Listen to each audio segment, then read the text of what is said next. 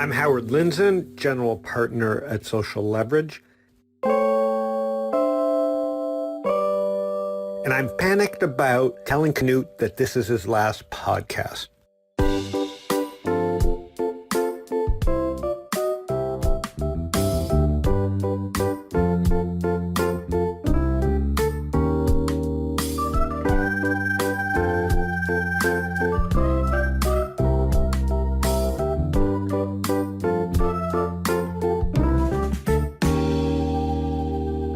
Yeah, buddy. Hey. You and me today. That's it. I know. Isn't that great? It is. It's okay.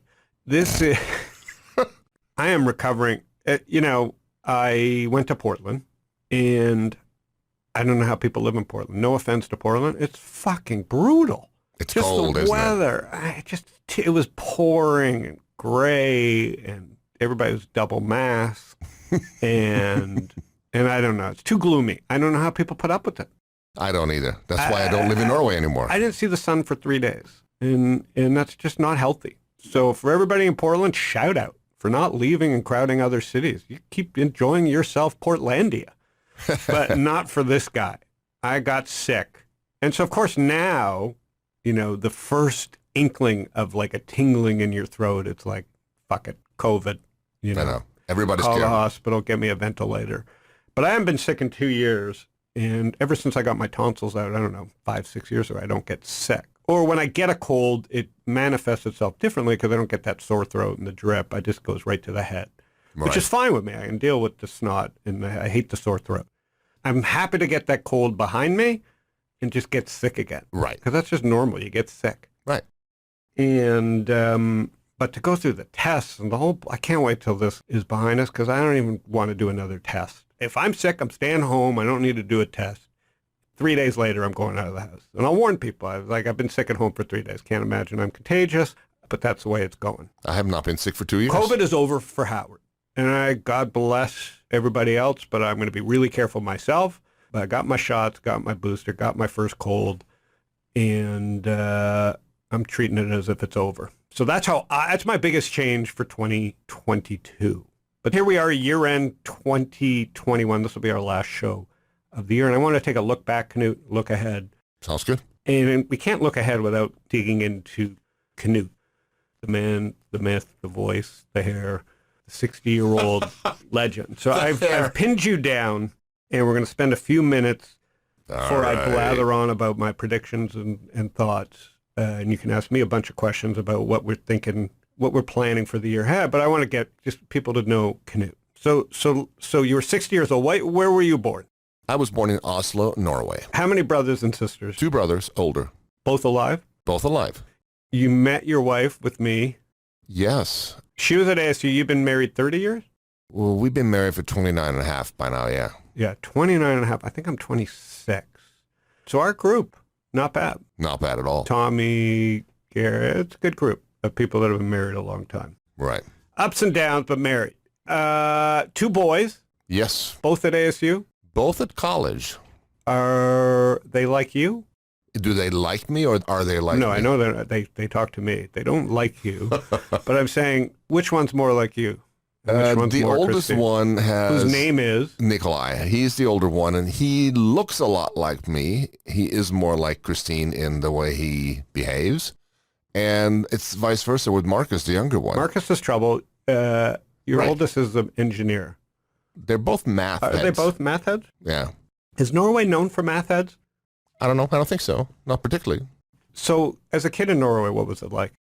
Cold. I So was you were always born cold. in the early 60s or late 50s? 61. All right. So, as a kid, 10-year-old, it's 1970s, your memories of being a kid. Snow, darkness, what's the memory? Oh, the memory is being dragged out on cross-country skis every frickin' Sunday. That was what families did? Yeah, well, yeah, my mom did that. Instead of leaving us alone at home, she brought us skiing. And I've really not liked cross-country again till I grew up. Did you get to have a gun? No, unfortunately not. Because skiing with a gun is pretty cool. Yes, that's what they call And it. back then, by the Biathlon? way, cross-country skiing, the skis sucked. The Oh, yeah. shoes sucked. Oh, yeah. the technology wasn't there. So it wasn't really even for going uphill or downhill. It was just for trudging across snow. Yeah, it's for the sake of getting from A to B, which made no sense to me. Downhill was my thing, big time. Yeah. So do you think the weather's changed in Norway all these years? Like, I grew up as a kid in Toronto, and it seemed like there was more snow. It's also got the same amount of snow you think that they used to get when you were younger? I think it goes up and down. When I grew up, it was a lot of snow the first 10 years of my life. In the 70s, we had very meager snow. And then in the 90s and now it's gotten incredible again. Would you live there full year round? Full year? No. And darkness. What part of the year is pretty much 20 hours a day of darkness? Is there a part of the year? Yeah, most of the winter time. You know, December, January are bad. November, February as well. So what was that like as a kid when it's just dark all the time? It's weird because you go to school in the morning and it's dark, and you get home from school and it's dark. I mean, it's just bizarre. The whole day just disappears. Do you think drinking starts earlier in Norway because of that? Because in college, you were a drinker. Yeah, the average age is about 8.5 years old.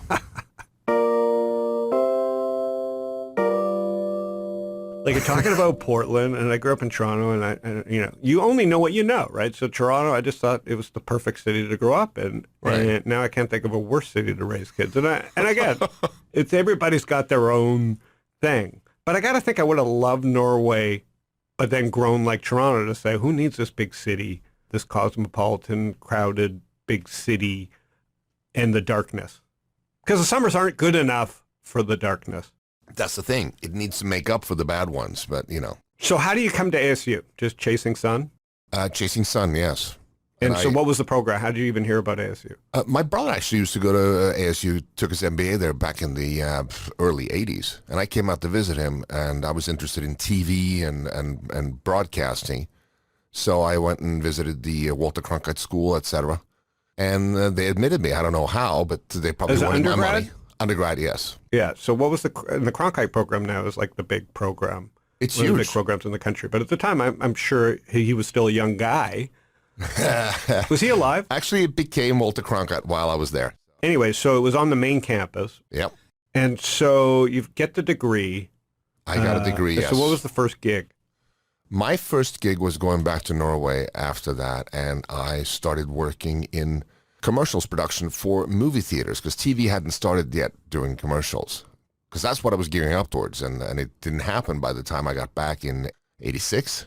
And so what happened? So then you come to apply to the MBA program? So I was there for a while, working about a year or two, came back to Arizona and applied to the MBA program because I figured I need to do something sensible and get a business degree as well. So that's where I met you and Hans and Tom and that whole crew. And so that's the late 80s. And then so you've won a lot of awards in marketing. So so where do you go from there? Because we all went our separate ways.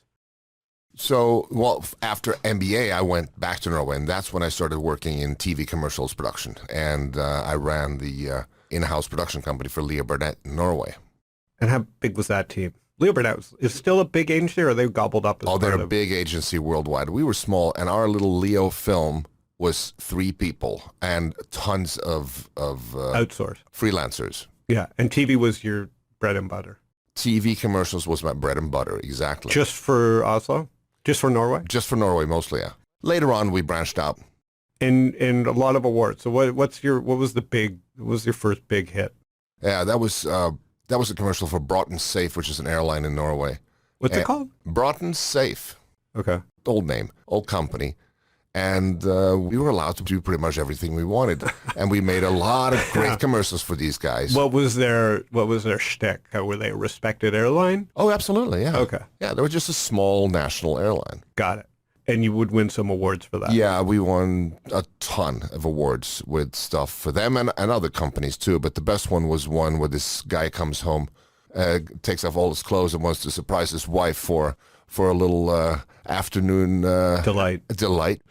And he looks through the keyhole and he sees her and he opens up and boom, with a rose in his mouth. And there she is with her parents having tea. And so what was the tagline? It was actually for a senior citizens rebate. Oh, my God. Meaning you could expect them to come anytime. And that thing won all over the world. In 1994, that was the most winning commercial worldwide. It won a Grand Prix in New York festivals, which is something Americans can relate to. It won a Clio. It won a gold in Cannes and probably about 12 other competitions. So that's peak Knut. Would you consider today low point Knut? Definite low point working What with a you. ride from a Clio and a Grand Prix award to 180 podcasts sitting across from me. I think what's a miracle is you haven't killed me. And I think it is a miracle. If this was done in the dark of Norway, there'd be a murder. And then we'd have a Netflix show about the podcast Murder. All right, so when was the first time you heard about a podcast? Like, you were late to the podcast thing. I mean, I never really related to that much at all. And, I think it was the fall before COVID. So it was a little over 2 years ago, we decided, let's do a podcast. And we did 3, and we just put the equipment on the shelf. Yeah. And then COVID hit, and we're like, all right, we got all the stuff. Let's do it. Let's do it. And that was now almost 2 years ago. So what's the most important part of the tech? And has it gotten easier or harder? Is things becoming more integrated, or is it just like you gotta like piece this stuff together? There's several ways to do this, and you can sort of decide what level of quality you want to be at.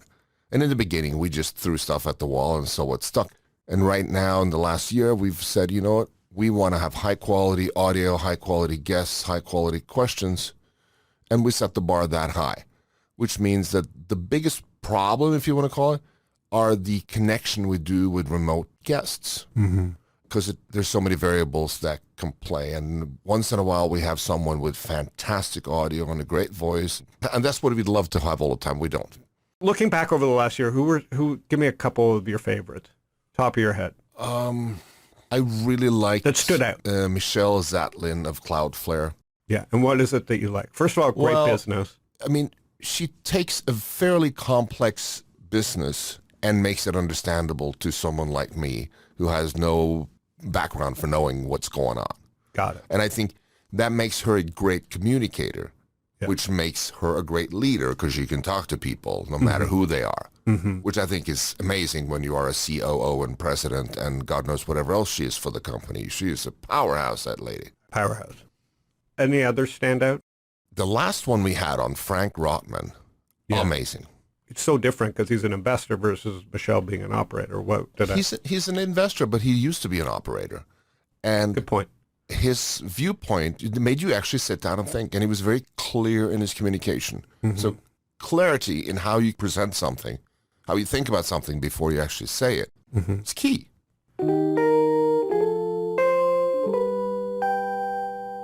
And that's going to let me segue. So thanks for doing all this, Knut, because that'll let me segue into the most important thing, I think, as we head into 2022 in the startup world. I've given you a list of thoughts to ping me on and talk about it. So Frank Rotman, Michelle, there were so many great ones. I'm doing a list. But I think those two stood out to me as well, because there you have a CEO, COO at top of their game, president, Michelle, and her co-founder, Matthew, have had on the show. And then we have QEDs like Midas List Forever, FinTech early, Capital One early. So you got two people at the top of the game that aren't famous that anybody could learn from. Oh, another one, Gary Tan. I don't know Gary well, so I didn't know it went well. And what did you like about it? Again, his ability to communicate. Yeah. You can't make those kind of returns fluky. No. So he understands tech. He's been around the block. He's seen winners. Pattern recognition plus tech skills plus interpersonal skills. And he's humble. Yeah, he's humble. Yeah, and he had a good upbringing. I remember his parents, let him with gaming and stuff. He had the right background for this wave. So great. Those are three great ones. I can't argue with any of those. I don't remember anything, but I do remember the people because I don't re-listen to them. Just because I can't stand listening to myself. And when I talk to the guests, it's so funny. My wife will see the guests and go, "Oh, it was great," and they'll start talking about. I had Roy Rubin over. We were riding, and they're both talking about the podcast over dinner. I don't remember any of it. And he was listening. I was like, "Dude, we just had this conversation." I go, "I was doing work. I was like, I have to do work during the podcast so as not to interrupt you. And so my podcasting requires me not to listen. Right. And actually do another task and wait for you to cue me to say, ask another question. So at the risk of not acting interested, it's what's made me able to ask questions and shut the fuck up. Right.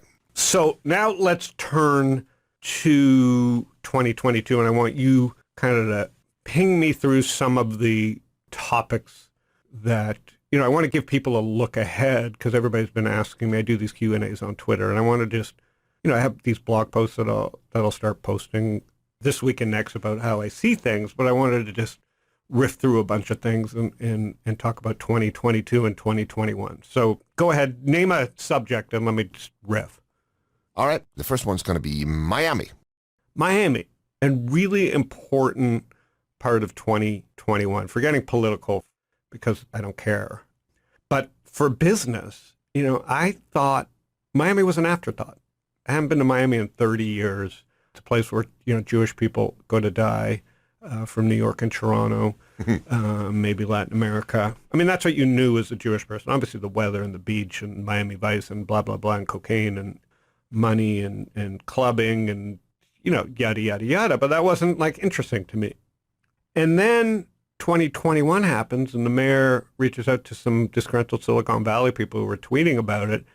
And what started out as we can replace San Francisco and Miami and Silicon Valley, which was funny. I was all over that, making fun of it. Not because I didn't believe, just because who cares? I don't want another San Francisco. But here we are, end of 2021. I've been to Miami 5 times, I think. I've only been to San Francisco once in the last 2 years. Mm-hmm.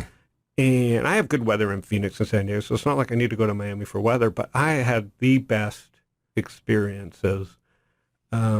Save traffic, food's better than San Francisco, the weather, the accommodations, the attitude, and, the investing is about people. And if the best people start moving to places that start businesses and know how to build ecosystems, you get this. So what a year for Miami. And I went to San Francisco a couple of weeks ago for the first time in a couple of years, and I'm like, wow, it's like a wasteland. Now, some of the neighborhoods obviously are going to continue to be great. I heard real estate's coming back. But man, I mean, it's not going to be the same. No. And I just don't know how you function in a city with prices that high. So I think Miami was, the tech story of 2021. So that's Miami. What else? NFTs. So non-fungible tokens. I don't fully get it. But there's no doubt that in a world that speculation is entertainment and that the creator economy, that non-fungible tokens are a phenomenon that is not going away. And that is because they work. And when they work beautifully. So with the apes and the 10,000 apes, or the fact that the creator continued to receive benefits from a sale is genius. So you going back to the arts, it is genius. If you could get paid for every time someone saw your commercial or talked about it. So in this world, I wouldn't have to do this. Doesn't mean it doesn't mean Sotheby's needs to go away. In fact, God bless. But it does mean the artist gets included again every time Sotheby's does a sale. So it's like carve out a little bit for the artist, and this forces the artist into the conversation. What I don't get is the speculation. So God bless. Art is art. It's been around for thousands of years. Art will continue to be incredible. But as a somewhat non-collector, why am I all of a sudden going to start collecting NFTs? I'm not. And, like I said, my avatar, my Iggy Art Twitter StockTwits avatar is kind of a NFT, but I don't think it's valuable to anybody but me. And I think so most NFTs are going to be valuable just to the person who has it, and therefore be careful. But NFTs is just really interesting use case of the blockchain. But we needed this boom or bubble, whatever it is, to get us to the other side where artists finally have a chance at scale to be discovered and make a fortune, which is cool, while they're alive. For me, it almost humanizes crypto because you can actually see something. Even though you can't touch it, good point. It's a visual. It helps. Yeah, it helps. And you get it. We had Adler on. Oh, Nick Adler, yeah. Yeah, like not famous, but obviously knows the industry as Snoop Dogg's, partner. And all hands and feet dove in because he understands the world has more Snoops out there. And Snoop himself has left so much money on the table. And why can't he hoard more?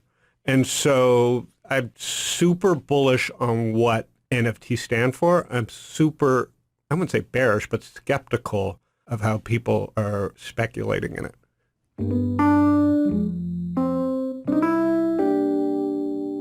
Tell me what you mean by TANG. Okay, so TANG is something that I heard, I can't believe I'm saying that, but on the All In podcast, which occasionally I still listen to. But I don't know if it was Jason, who loves Tesla, who's friends with Elon Musk, really made a good point. Like the amount, I think Jim Cramer came up with FANG, I don't know, in 2014, 2015. So kudos to him. And it's old. Like it is tired. And if we look back at 2021, it was TANG. It was Tesla, Apple, not so much Netflix and not so much Amazon, but plenty of Google. So TANG. So take out Facebook, which still had a good year. And so, the acronym is just evolving. And I think acronyms are great if you can do them. But I think the fact that Tesla made it into the top, 10 companies in the world is interesting. I think the other most interesting thing about FANG and TANG, or whatever we're going to call it, is Apple itself, which is closing in on $3 billion. Unreal.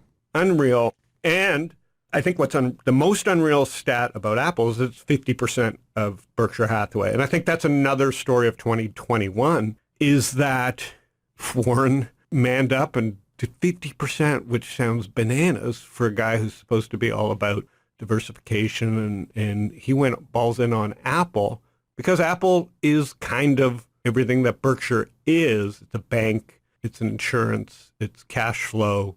It's, it's an insurance against everything in the world because people need their phone. Right. It's not insurance in the true form of Geico, but it's an insurance against, where's my phone? You can't function without it. And when you think of that, it's so obvious. So kudos to, I'm not a Warren Buffett disciple, but hard not to agree with that. And it's really made me rethink how I invest. If Warren Buffett can put 50% of his assets at that size in something and beat the pants off everybody, it just throws so much of what I've thought to be portfolio management out the window. And that's the world of TANG and FANG and all these things, Microsoft. And then you got to throw in Microsoft, of course. And they're not even in either of the TANG or FANG things, right? Whereas the M. And still doesn't get a lot of discussion because we don't use Microsoft products.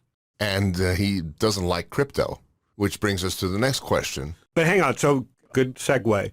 But I want to make sure I get these points across. It's really, this has been a year where I've come to just rethink how I even think about portfolio construction, right? Because as a seed investor and someone who does SPVs to do growth through social leverage and public market investing, and now we have a SPAC as well, I'm just blown away by the best in the world.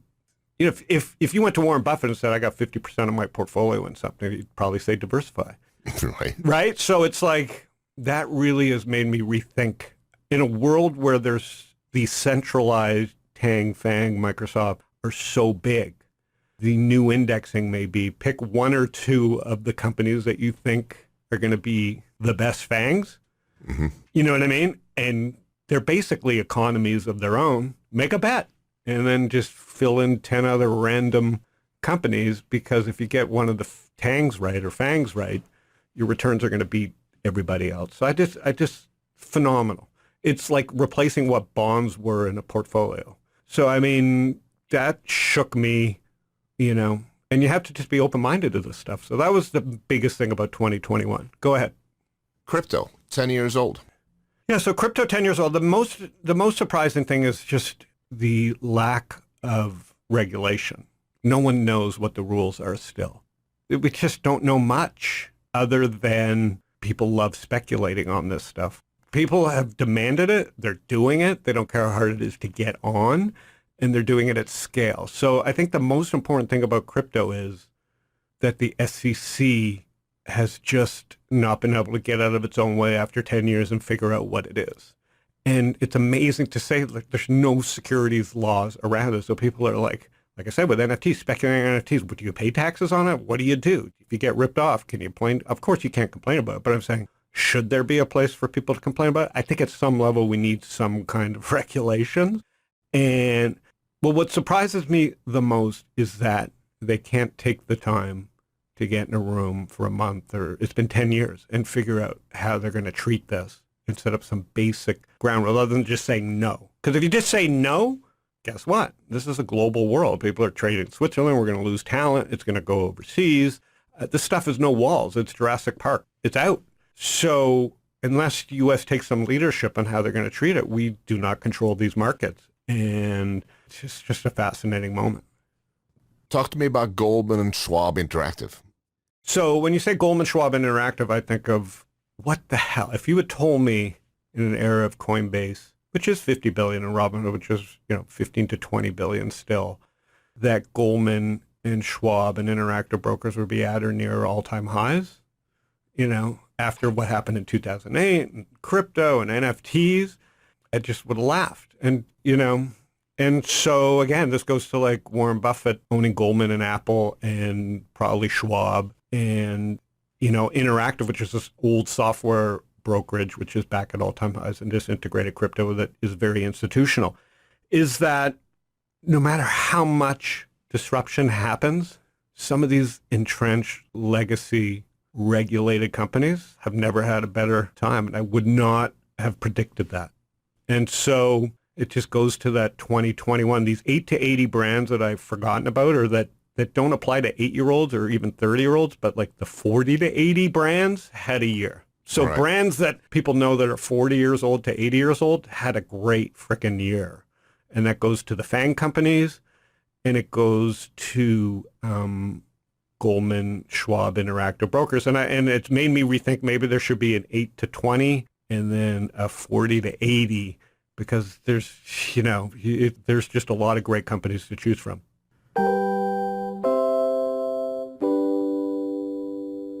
Inflation. Well, I think, Ben Hunt I had on the show, who's always a great guest, and he was always like, this transitory inflation's a joke. Ben's very macro. I don't like to think macro because it confuses me, but there's no doubt that America's seeing its first inflation do you see it? Oh, yeah, of course. What do you see it at? Stuff's starting to cost more.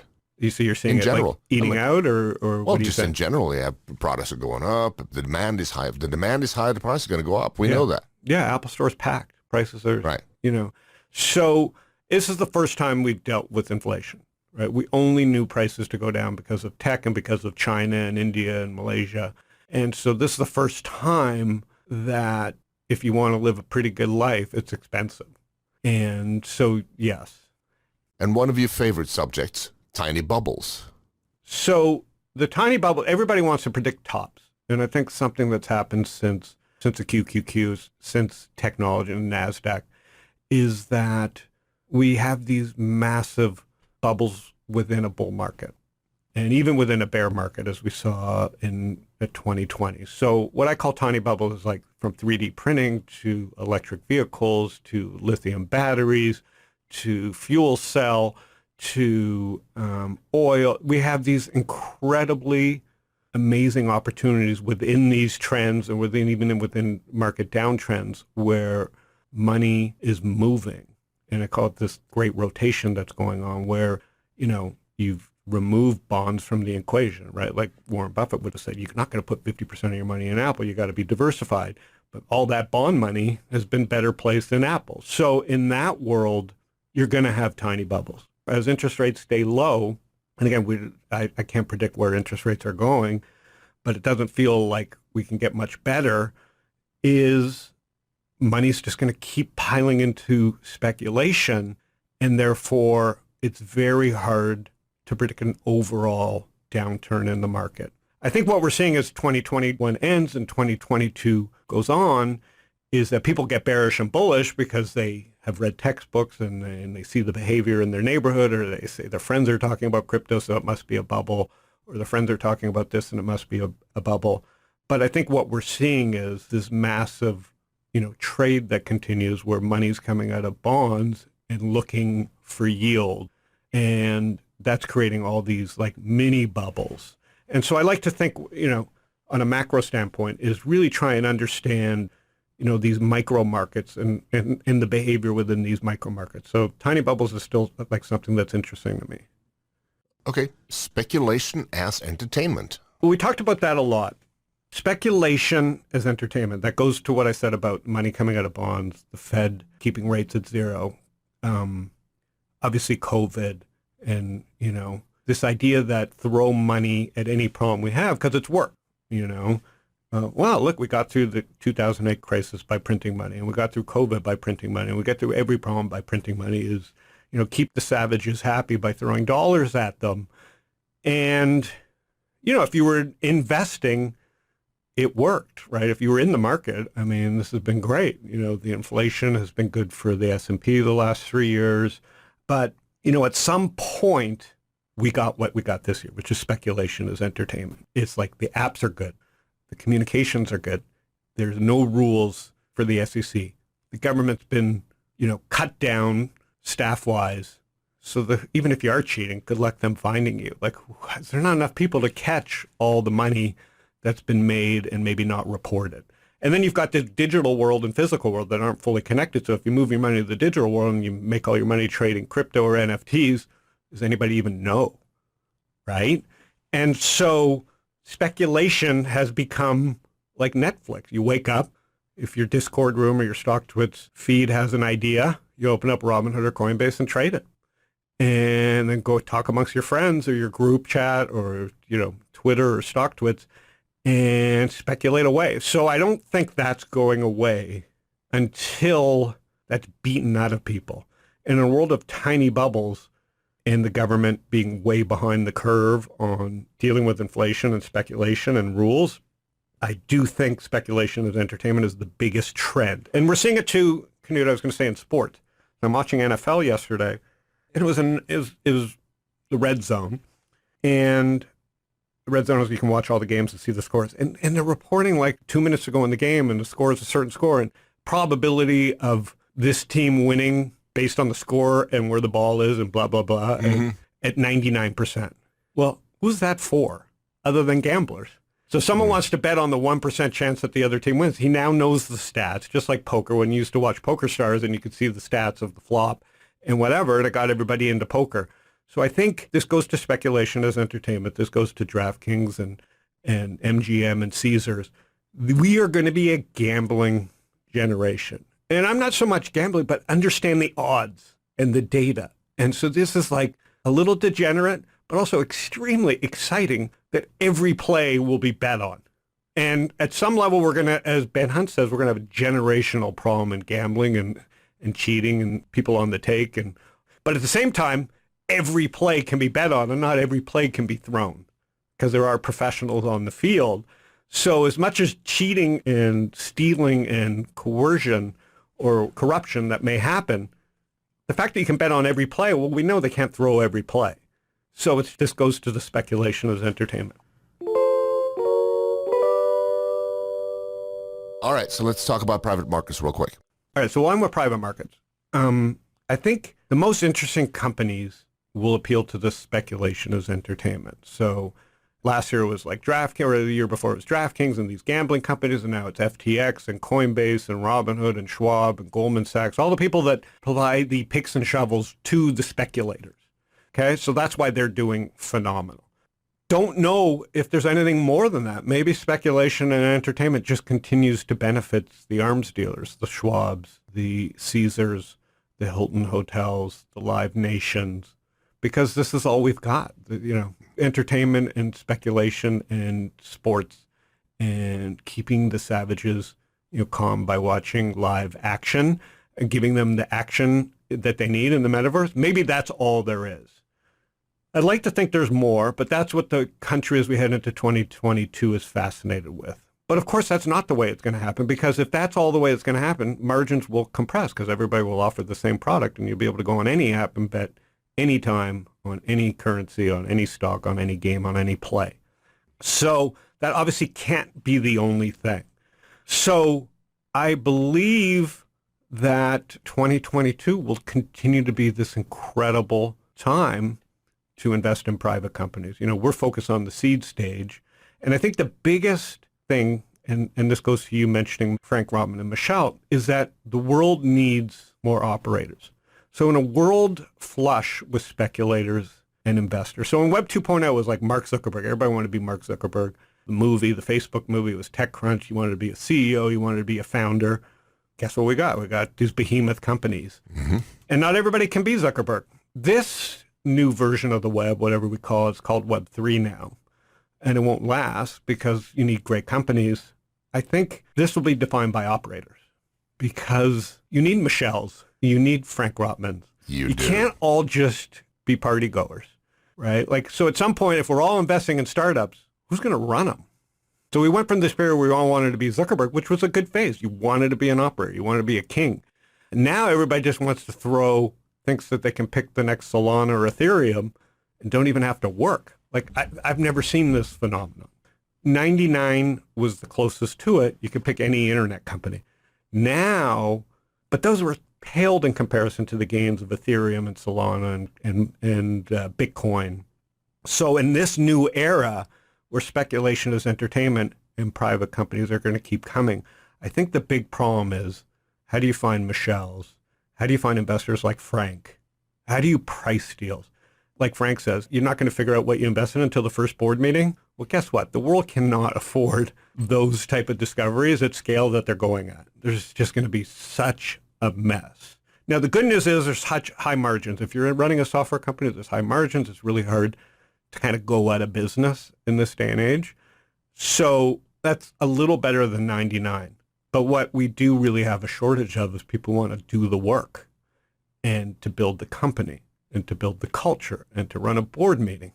And so we can't just have 10,000 new companies a month without having a problem. So I think the supply chain in 2022, the big problem will be, where the fuck are the operators? And how do I attract an operator if my valuation's so high already? What good operator would want to come to my company if they don't have upside? And, you know, they don't want to just work for cash. So I think that's going to be our biggest private public market thing, is how do you keep talent? How do you recruit talent? How do you be an operator? So anyways, hopefully that helps. That's a great way to end this. So happy 2021. Everybody, thanks, Knut, for doing all this all year for free. Pleasure. Was it for free? Not Basically. really, but yeah. Well, anyways, but what knowledge you've been dropped. And at least you've had some great investments. I have. And, vast majority of thanks to you and Tom and Gary and Social Leverage. And thank you for a great year of podcasting, Howard. It's been a lot of fun. Looking forward to the next one. All right, everybody. Panic with Friends, weekly Thursdays. Show drops. Just search my name. Follow us on Spotify, YouTube, Google, Apple Podcasts, and have a happy, healthy New Year, and look forward to a great 2022.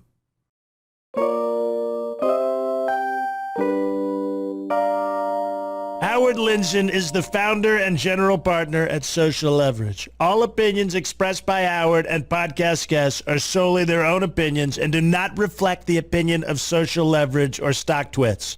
This podcast is for informational purposes only and should not be relied upon for decisions. Guests may maintain positions in securities discussed in this podcast. For companies with high margins, it's really hard to kind of go out of business in this day and age. So that's a little better than 99. But what we do really have a shortage of is people who want to do the work and to build the company and to build the culture and to run a board meeting. And so we can't just have 10,000 new companies a month without having a problem. So I think the supply chain in 2022, the big problem will be, where the fuck are the operators? And how do I attract an operator if my valuation's so high already? What good operator would want to come to my company if they don't have upside? And, they don't want to just work for cash. So I think that's going to be our biggest private public market thing, is how do you keep talent? How do you recruit talent? How do you be an operator? So anyways, hopefully that helps. That's a great way to end this. So happy 2021. Everybody, thanks, Knut, for doing all this all year My for free. pleasure. Was it for free?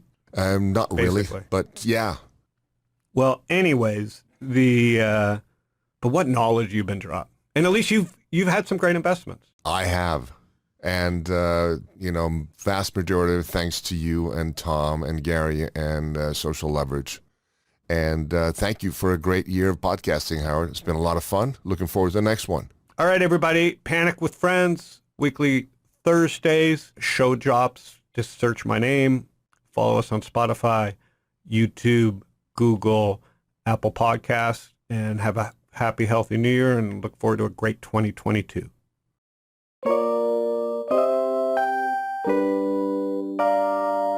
Howard Lindzon is the founder and general partner at Social Leverage. All opinions expressed by Howard and podcast guests are solely their own opinions and do not reflect the opinion of Social Leverage or StockTwits. This podcast is for informational purposes only and should not be relied upon for decisions. Guests may maintain positions in securities discussed in this podcast. Not be relied upon for decisions. Guests may maintain positions in securities discussed in this podcast.